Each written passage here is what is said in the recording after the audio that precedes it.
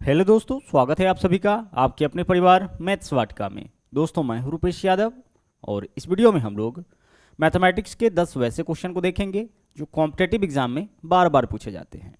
इससे पहले भी हमने इस सीरीज़ के वीडियोस को अपलोड किया है, जिसके प्लेलिस्ट का लिंक आपको इस वीडियो के डिस्क्रिप्शन में मिल जाएगा। इसके अलावा प्ले स्टोर से मैथ्स वाटिका एप्लीकेशन को डाउनलोड करके आप हमारे साथ पेड बैच में भी जुड़ सकते हैं। वहाँ पे आपको 350 रुपये में कंप्लीट मैथमेटिक्स और 350 में कंप्लीट रीजनिंग कराया जाएगा। तो आइए शुरू करते हैं आज के क्लास को।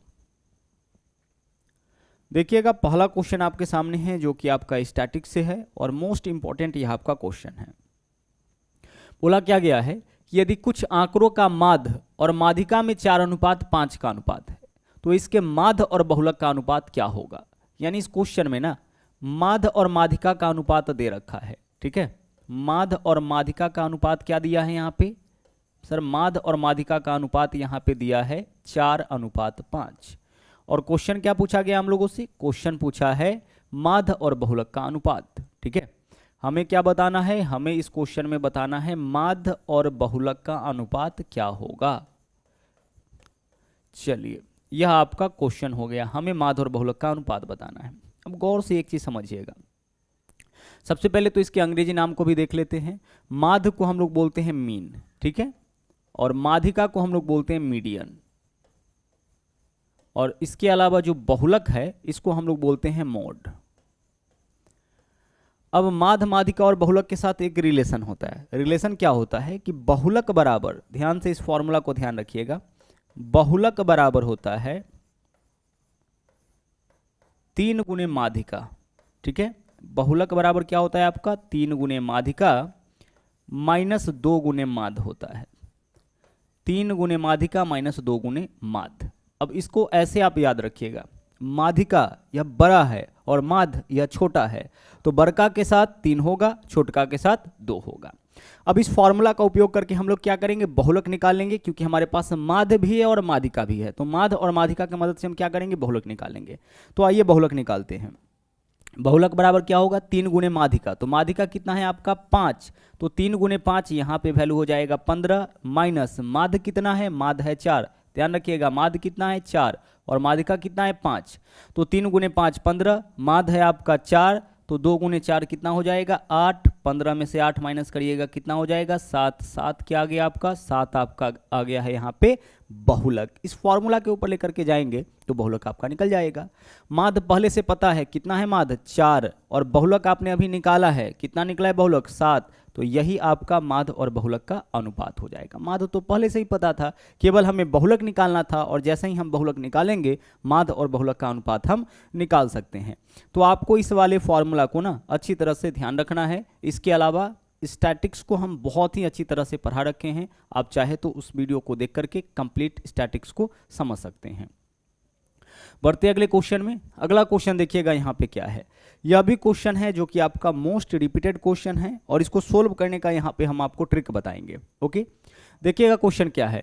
बोला है 10 सेंटीमीटर त्रिज्या वाले वृत्त में एक्स वाई और पी क्यू क्रमशः 12 सेंटीमीटर और 16 सेंटीमीटर की लंबाई वाली 2 समानांतर जीवा है। ओके, आगे बोला है दोनों जीवाएं केंद्र के विपरीत दिशा में है। यह चीज भी बहुत इंपॉर्टेंट है, दोनों जीवा कहाँ पे है? केंद्र के विपरीत दिशा में। तो हमें क्या बताना है? दोनों जीवाओं के बीच की दूरी। ध्यान से समझिएगा, बहुत सिंपल सा कॉन्सेप्ट है। यह हमारा कोई वृत्त हो गया, ठीक है। अब इसमें 2 जीवा है, एक जीवा ऊपर में हम बना दिए इस तरीके से। जीवा किसको बोलते हैं? परिधि के किसी 2 बिंदु को मिलाने वाली रेखा। तो देखिए, परिधि के 2 बिंदु को मिलाया, यह क्या कहलाएगा? जीवा। तो एक जीवा का नाम यहाँ पे क्या दे रखा है? X Y. तो यह जीवा आपका हो गया एक्स वाई, और एक और जीवा है, इस जीवा का नाम क्या दे रखा है? पी क्यू दे रखा है। यह जीवा हो गया आपका पी क्यू। अब एक चीज और इस क्वेश्चन में बोला है कि दोनों जीवा जो है वह केंद्र के विपरीत दिशा में है। तो केंद्र के विपरीत दिशा में कहने का मतलब कि एक को अगर हम केंद्र के ऊपर बनाएंगे तो दूसरा को हम केंद्र के नीचे बनाएंगे। हम चाहे तो ऐसे भी बना सकते हैं, एक को अगर केंद्र के बाईं ओर तो दूसरा को केंद्र के दाईं ओर, इस तरीके से भी बनाया जा सकता है। हमेशा ध्यान रखिएगा, जीवा किसको बोलेंगे? परिधि के किसी 2 बिंदु को मिलाने वाली रेखा। किसी भी तरीके से हम मिला दे, यह भी क्या होगा? जीवा होगा। परिधि के 2 बिंदु को मिलाएंगे, यही जीवा कहलाएगा। अब क्वेश्चन में क्या करता है कि कई बार आपको बोलेगा कि दोनों केंद्र के एक ही तरफ है, तो हम क्या करते, दोनों को केंद्र के नीचे ही बना लेते या दोनों को केंद्र के ऊपर ही बना लेते। लेकिन इस बार क्या बोला है, दोनों केंद्र के विपरीत दिशा में है, तो विपरीत दिशा में होगा, उस केस में एक को ऊपर बनाएंगे, दूसरा को नीचे बनाएंगे। हमें एग्जैक्टली इस क्वेश्चन में क्या बताना है, दोनों जीवाओं के बीच की दूरी। तो एक जीवा लंबवत दूरी हमेशा आपको बताना है, बताना होता है। दोनों जीवाओं के बीच की दूरी यानी यही वैल्यू, अगर यह पॉइंट आपका m है, यह पॉइंट आपका n है, तो हमें बताना है इस क्वेश्चन में m और n का वैल्यू। तो m और n का वैल्यू क्या होगा, जब m और n का वैल्यू, m n का वैल्यू निकालना होगा, यानी जीवाओं के बीच की दूरी निकालना होगा, तो दोनों जीवाओं को जोड़ करके 2 से भाग करिएगा। तो एक जीवा क्या है आपका xy और दूसरा जीवा क्या है pq, दोनों को जोड़ करके आपको क्या कर देना है, 2 से भाग। यह सिंपल सा ट्रिक है। जब भी आपसे क्वेश्चन में ना दो जीवाओं के बीच की दूरी पूछे, तो आपको करना यह है कि दोनों जीवाओं को जोड़ करके भाग करना है 2 से। तो एक जीवा का लंबाई देख लीजिए, जो XY जीवा है इसका लंबाई कितना है आपका 12 था, इस जीवा का लंबाई XY, और दूसरा जीवा का लंबाई कितना है 16, PQ का लंबाई 16। तो XY के जगह 12, PQ के जगह 16, 12 + 16/2, 28/2 यानी कितना हो जाएगा 14। तो दोनों जीवाओं के बीच की दूरी आपका हो जाएगा 14 सेंटीमीटर, यानी विकल्प डी आपका इस क्वेश्चन का सही आंसर होगा। लेकिन कई बार क्या होता है कि इस तरीके से भी क्वेश्चन पूछा जाएगा। अगर क्वेश्चन में यह बोल दिया जाए कि दोनों जीवा केंद्र के एक ही तरफ है, तो अगर यहाँ पे केंद्र है तो एक जीवा यहाँ पे और दूसरा जीवा हम क्या करेंगे, यहाँ पे बनाएंगे। अब इसके बीच का दूरी सोचिए जरा सा, इसके कंपैरिजन में कम होगा या ज़्यादा, सर इसके कंपैरिजन में तो बहुत कम हो जाएगा, चूंकि दोनों जीवा एक ही तरफ है। तो जब दोनों जीवा एक ही तरफ होगा, उस केस में ना, जब विपरीत दिशा में होता है तो क्या करते हैं, दोनों को जोड़ करके 2 से भाग करते हैं। जब दोनों एक ही तरफ होगा तो दोनों को घटा करके 2 से भाग करेंगे। जैसे 12 सेंटीमीटर और 16 सेंटीमीटर दो जीवा दोनों केंद्र के एक ही तरफ है, तो दोनों के बीच की दूरी क्या होगा 16 - 12/2। बड़ी वैल्यू में से छोटी वैल्यू घटाइएगा, 16 में से 12 माइनस करेंगे 4, 4/2 यानी कितना हो जाएगा 2 हो जाएगा। तो आपको ध्यान क्या रखना है कि जब भी दो जीवाओं के बीच की दूरी आपसे पूछा जाए, तो एक सिंपल सा इसका ट्रिक यह हो गया कि या तो दोनों को जोड़ करके 2 से भाग करेंगे, दोनों जीवाओं की लंबाई को जोड़ करके 2 से भाग करेंगे, या फिर घटा करके 2 से भाग करेंगे।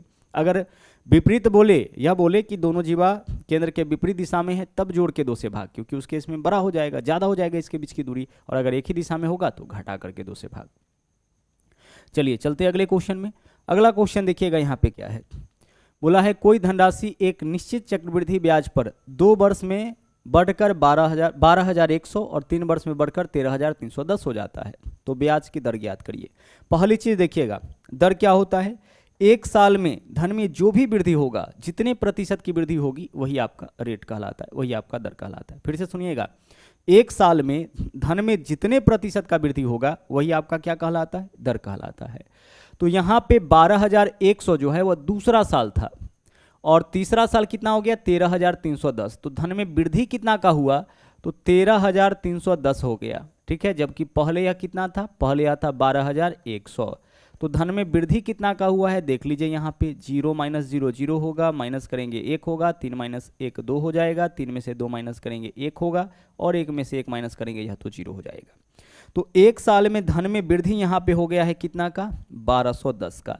इसका मतलब यह हुआ कि 1210 रुपया ब्याज हो गया कितने पे, 1210 रुपया ब्याज हुआ किस राशि पे, 12,100 पे। इसी राशि पे तो ब्याज हुआ ना 1210, क्योंकि दूसरा साल इतना था और तीसरा साल इतना हो गया, तो एक साल में धन में वृद्धि इतना का हुआ है। और चूंकि चक्रवृद्धि ब्याज है, तो इसका मतलब है कि इसी के ऊपर ब्याज जोड़ा गया होगा। चक्रवृद्धि ब्याज के केस में क्या होता है कि मिश्रधन पर ब्याज जोड़ा जाता है, ठीक है, मिश्रधन पे।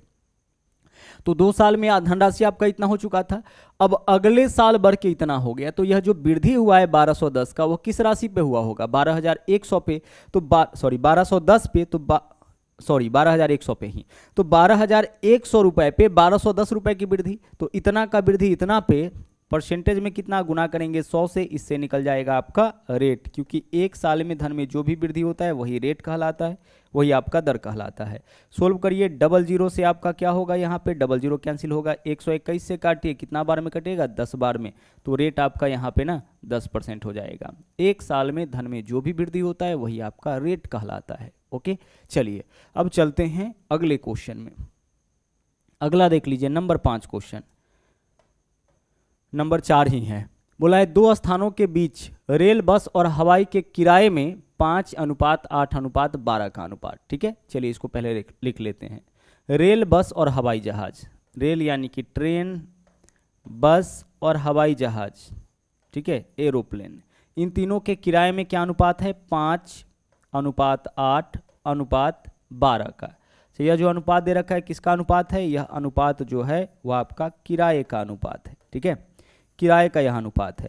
आगे क्या बोला है? उनके बीच यात्रा करने वाले यात्रियों की संख्या का अनुपात। अब क्या दिया है? इनके बीच यात्रा करने वाले यात्रियों की संख्या का भी अनुपात। संख्या का अनुपात कितना है? यात्रियों की संख्या का यह है आपका 3, 4 और 5। 3:4:5 यात्रियों की संख्या में यही अनुपात है। आगे देखिए, अब बोला है और एक यात्रा हेतु परिवहन के इन साधनों के लिए एक दिन में एकत्रित कुल किराया 1,07,000। यह जो किराया है वह क्या है? कुल किराया है 1,07,000। कुल किराया कितना? 1,07,000। तो हमें बताना है हवाई यात्रियों से एकत्र किया गया कुल किराया। कुल किराया इस क्वेश्चन में दे रखा है, तीनों ही साधनों से जो कुल किराया एकत्र हुआ है वह है 1,07,000। हमें क्या बताना है? हमें बताना है कि हवाई जहाज से कुल कितना कलेक्शन हुआ है। गौर से देखिएगा, क्वेश्चन में क्या दे रखा है? क्वेश्चन में दो अनुपात दिया है, एक तो किराए का और दूसरा यात्रियों की संख्या का। ट्रेन का किराया कितना है? 5, बस का कितना? 8 और एरोप्लेन का कितना? 12। ट्रेन से कितना सफर करता है? 3 व्यक्ति, बस से 4 व्यक्ति, एरोप्लेन से 5 व्यक्ति। अब कुल किराया देखिए कैसे निकालेंगे, देखिएगा यहाँ पे देखिएगा आप, सबसे पहले हम निकालते हैं ट्रेन से। ट्रेन का किराया है 5 और ट्रेन से यात्रा करता है 3 व्यक्ति, तो ट्रेन से कुल किराया कितना प्राप्त हो जाएगा? 3×5 = 15। किराया तो 5 है और यात्रियों का संख्या 3 है, तो किराया गुणे यात्रियों का संख्या, इससे निकल जाएगा कुल किराया। तो कुल 15 रुपये आपका आता होगा ट्रेन के किराए से। बस का देख लीजिए, किराया कितना है? 8। बस से यात्रा करता है 4 व्यक्ति, तो 8 चौके 32 रुपये आपका आता होगा बस के किराए से। और एरोप्लेन से 12, एरोप्लेन का किराया है 12 और सफ़र करता है 5 व्यक्ति, तो 12×5 = 60। एरोप्लेन का कुल किराया कितना हो जाएगा आपका? 60 हो जाएगा। ठीक है, चलिए अब चलते हैं हम लोग आगे। आगे क्या दे रखा है इस क्वेश्चन में? बोला है कुल किराया 1,07,000। यहाँ से देख लीजिए, यही तो कुल किराया होगा, सबको जोड़ेंगे तो 15 और 32 कितना हो जाएगा? 47। 47 और 60 107। तो अनुपात में कुल किराया कितना आया आपका? 107, जबकि रियल में कुल किराया कितना है? 1,07,000।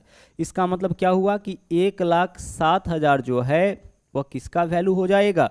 वह आपका वैल्यू हो जाएगा 107 का। अब गौर से देखिएगा कि यहाँ पे जो 1,07,000 है वह 107 का वैल्यू क्यों होगा?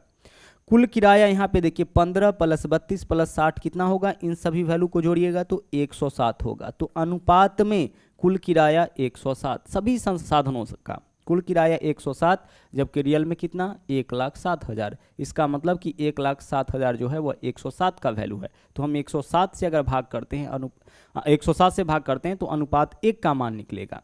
ठीक है, अब हमें निकालना किसका है? तो हमें बताना है हवाई यात्रियों से कुल किराया। तो हवाई यात्री से कुल कितना किराया है? अनुपात 60, यानी कि अनुपात 60 का मान तो हम 60 से करेंगे गुना, यानी जिसका मान देगा उससे करेंगे भाग और जिसका मान पूछेगा उससे करेंगे गुना। 107 का मान दिया है तो 107 से किए भाग और 60 का मान पूछा है तो 60 से करेंगे गुना। इससे अगर हम इसको काट लेते हैं तो ऊपर में कितना बचेगा? 1 पर 3 जीरो बचेगा। 107 से 107 कैंसिल, 1000 बच जाएगा। और 60 में 1000 से गुना करेंगे कितना हो जाएगा? 60,000। तो 60,000 रुपया आपका प्राप्त होगा किससे? हवाई जहाज से कुल किराया। अगर पूछा गया होता कि ट्रेन से कुल कितना किराया प्राप्त होगा, यानी अनुपात 15 का मान निकालना होता, तो हम अनुपात 15 से गुना करते। बस से कुल कितना किराया प्राप्त होगा, हमें अनुपात 32 का मान निकालना था, तो हम कितना से गुना करते? 32 से गुना करते। ओके, चलिए हमेशा क्या ध्यान रखना है कि जिसका मान निकालना होगा उससे गुना, और जिसका मान निकालना होगा उससे गुना, और जिसका मान देगा उससे क्या करना है? भाग। अगला क्वेश्चन है 250 से 1000 तक में कितनी संख्याएं हैं जो 5, 6 और 7 से पूर्ण रूप से विभाज्य है? देखिएगा, बहुत इंपॉर्टेंट यह भी क्वेश्चन है। सबसे पहले जो दोनों रेंज दे रखा है उसको लिखिए। दे रखा है आपका 250 से लेकर के कहाँ तक? 1000 तक, दोनों रेंज लिख दिए।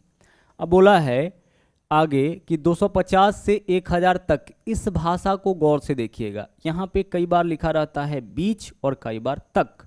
तो जब तक बोलेगा उस केस में क्या करना है आपको कि पहले वाला में से एक कम कर लेना है तक रहने के केस में, और बीच बोलेगा तो बाद वाला में से एक कम करना है। ठीक है, from zero to hero batch में हमने आपको डिवाइजर टॉपिक पढ़ाया है, उसमें बहुत ही अच्छी तरीके से इन चीज़ों को हमने समझाया है। क्या करना है, तक अगर बोलेगा तो पहले वाला में से एक कम, और बीच बोला जाए तो बाद वाला में से एक कम। अब आगे हमें क्या बताना है कि 5, 6 और 7 से, तीन संख्या दे रखा है 5, 6 और 7, इससे विभाजित होने वाली कुल कितनी संख्याएं। तो जब भी एक से अधिक संख्या बोलेगा तो उसके एलसीएम से चेक करेंगे। तो 5, 6 और 7 का एलसीएम कितना हो जाएगा, 6 5 30 7 210। इन तीनों के बदले हम एक नंबर लेंगे, वह क्या होगा, 210 होगा। जैसे क्वेश्चन में अगर बोला जाता 5 और 3, तो 5 और 3 का एलसीएम लेते कितना हो जाता, 15। तो जब भी एक से अधिक नंबर से चेक करना हो तो हम उसके एलसीएम से चेक करेंगे। तो हमें अल्टीमेटली क्या चेक करना है कि 210 से कटने वाली कुल कितनी संख्याएं, तो इसमें भी भाग करेंगे हम 210 से, और इसमें भी भाग करेंगे 210 से, और इसका निकाल लेंगे यहाँ पे अंतर।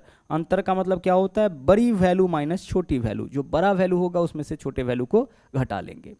कैलकुलेशन करिए, 250 में से 1 माइनस करिएगा, क्या होगा, 249। 249 में 210 से भाग करेंगे, कितना बार भाग होगा, मात्र एक बार भाग होगा। 210 का पहाड़ा हम 249 को काटने के लिए कितना बार पढ़ सकते हैं, एक बार, तो एक लिखेंगे। पॉइंट में आपको नहीं जाना है, केवल भागफल लिखना है। आगे यहां से इसको काटिए, 21 का पहाड़ा कितना बार हम पढ़ सकते हैं, 5 बार में ज़्यादा हो जाएगा, 4 बार, तो 4। बड़ी वैल्यू में से छोटी वैल्यू, तो 4 माइनस 1 कितना होगा, 3। तो आंसर आपका इस क्वेश्चन का 3 हो जाएगा। 250 से लेकर के 1000 तक में 5, 6 और 7 से विभाजित होने वाली कुल मिला के कितनी संख्याएं होंगी, कुल मिला के 3 संख्याएं होंगी। ओके, चलिए बढ़ते अगले क्वेश्चन में। यहां पे देखिए, यह क्वेश्चन भी बहुत ज़्यादा इंपॉर्टेंट है। बोला है दो धनात्मक संख्याओं का योगफल 384 है, ठीक है, और महत्तम समावर्तक 24 है। ऐसी संख्याओं के कुल कितने युग्म बनाए जा सकते हैं, यानी हमें बताना है कि इस तरह के कुल कितने संख्या बनाए जा सकते हैं, कितने जोड़े संख्या बनाए जा सकते हैं। जैसे हम अगर आपसे कहे कि दो संख्याओं का योग 8 है, तो ऐसा कुल कितना संख्या बना सकते हैं, तो आप इस तरीके से लिखिएगा, 1 और 7 8 हो जाएगा, एक जोड़ा हो गया। 2 और 6 8 हो जाएगा, दूसरा जोड़ा हो गया। 3 और 5 8 लिखेंगे, तीसरा जोड़ा हो जाएगा। 4 और 4 लिखेंगे, 8 हो जाएगा, चौथा जोड़ा हो जाएगा। आगे मत बढ़िएगा, फिर 5 गुने 3 यही रिपीट हो जाएगा। हम 3 5 3 लिखे या 3 5 लिखे, एक ही बात है। तो बराबर हो जाए तो वहाँ पे रुक जाइएगा। तो कहने का यह मतलब है कि अगर क्वेश्चन में यह आपसे कहा जाए कि दो संख्याओं का योग 8 हो, तो ऐसे संख्याओं के कुल कितने युग्म यानी कितने जोड़े बनाए जा सकते हैं, तो हमारा आंसर क्या होगा, 4 होगा। यहाँ पे क्वेश्चन देख लीजिएगा क्या है, यहाँ पे बोला है कि दो संख्याओं का योग 384 है और HCF कितना है, 24 है। HCF इस क्वेश्चन में दे रखा है 24। अब जब भी HCF देना तो HCF से हम संख्या बनाएंगे। संख्या कैसे बनाएंगे, देखिएगा हमारा संख्या क्या होगा। पहला संख्या हो जाएगा 24A और दूसरा संख्या हो जाएगा 24B। आप बोलोगे कि सर 24A और 24B क्यों, A और B केवल क्यों नहीं? तो एक चीज ध्यान रखिएगा कि दो संख्याओं का HCF 24 तभी होगा जब दोनों संख्या में 24 होगा। जब जैसे देखिए 15 और 5 का HCF क्या होगा, इन दोनों का महत्तम समावर्तक क्या होगा, 5 होगा।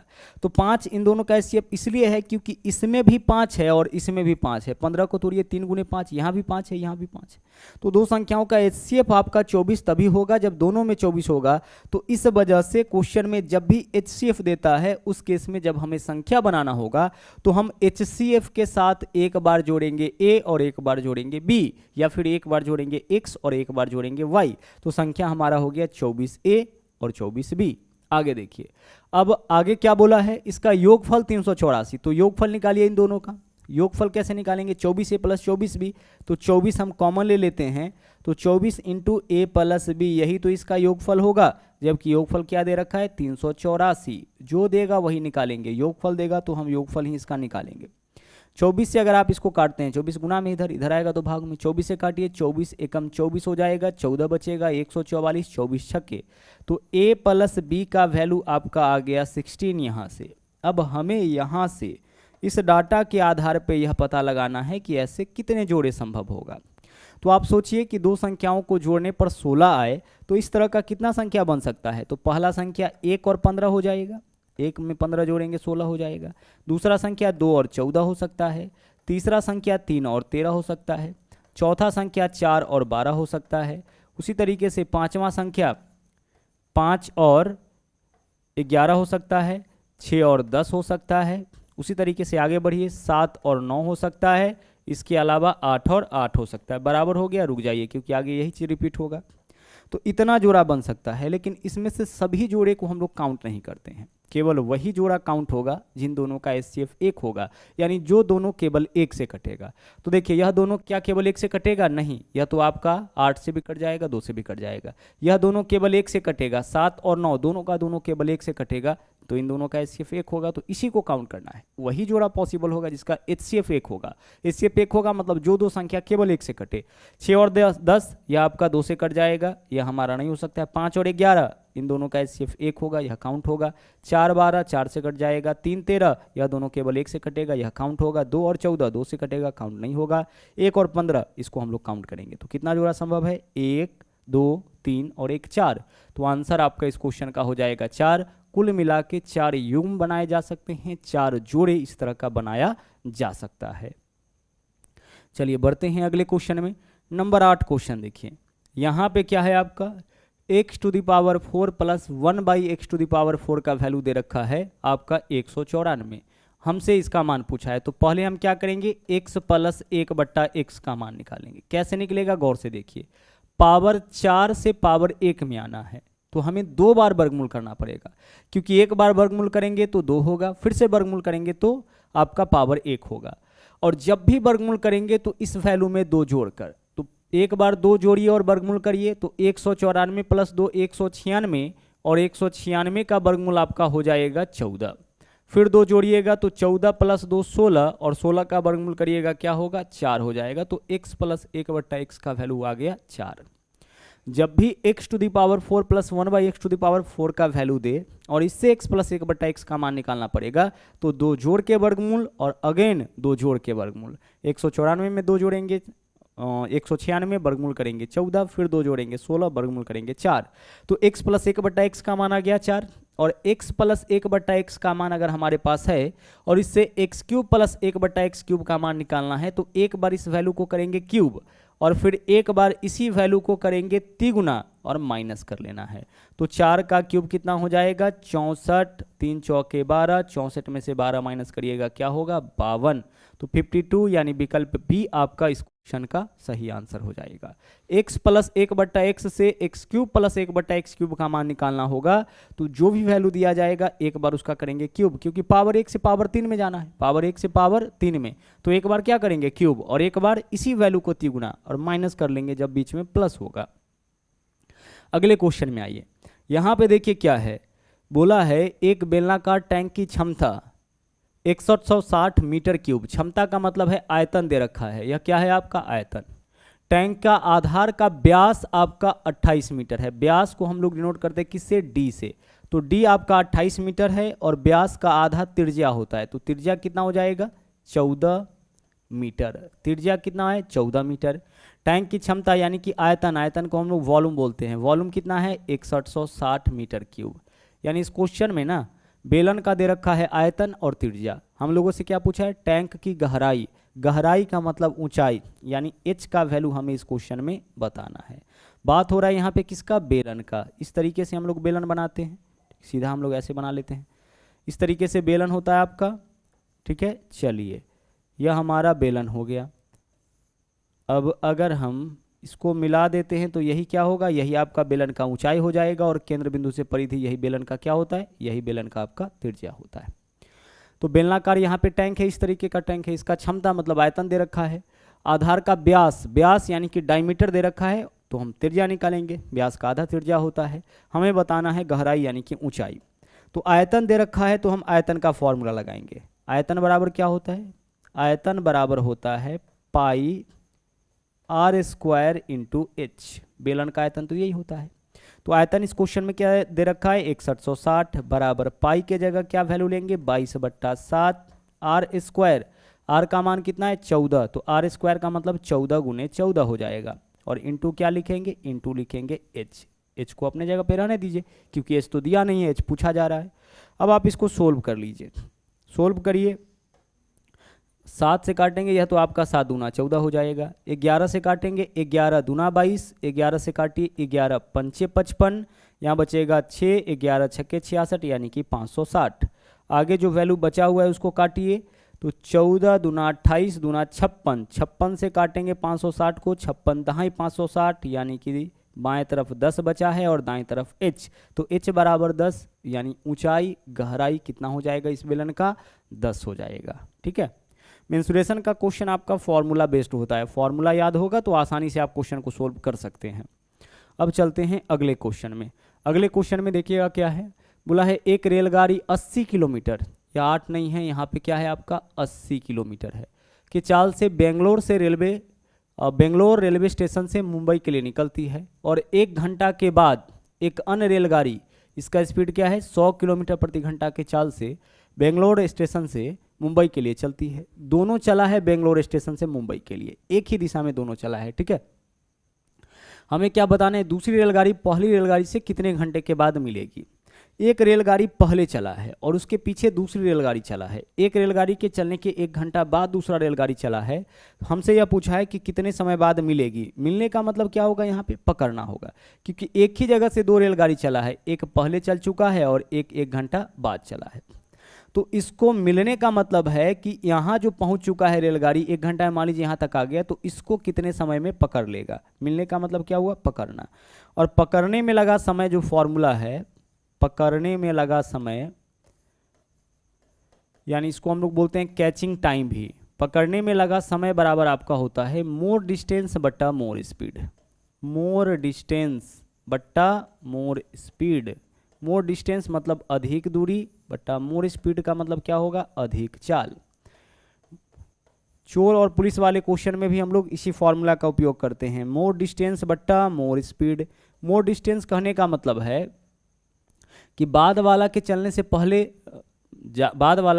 से पहले तक में पहले वाला जितना अधिक दूरी तय कर लेगा वही कहलाएगा मोर डिस्टेंस।